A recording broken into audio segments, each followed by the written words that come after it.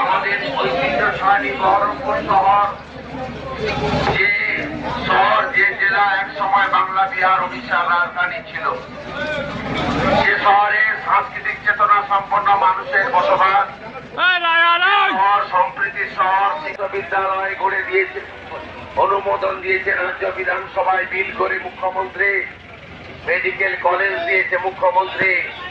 এই শহরে জল সরবরাহ প্রকল্প, মিশন, নানা কাজ রাজ্য সরকারের একাধিক দপ্তর করছে। এই শহরকে নতুন করে সাজাচ্ছে তৃণমূল কংগ্রেস। ঐতিহ্যবাহী এই শহরের গণদেবতা অবতার মন্ত্রমন্ডলী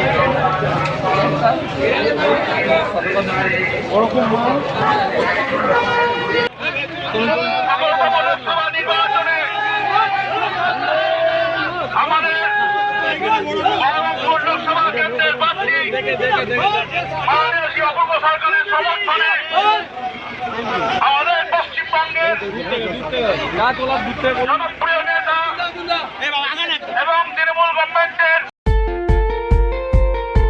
দেশ থেকে বিদেশ, জেলা থেকে ব্লক, রাজনীতি, খেলা, বিনোদন সমস্ত খবরে টাটকা আপডেট পেতে সাবস্ক্রাইব করুন আমাদের চ্যানেল হলদিয়া লাইভ।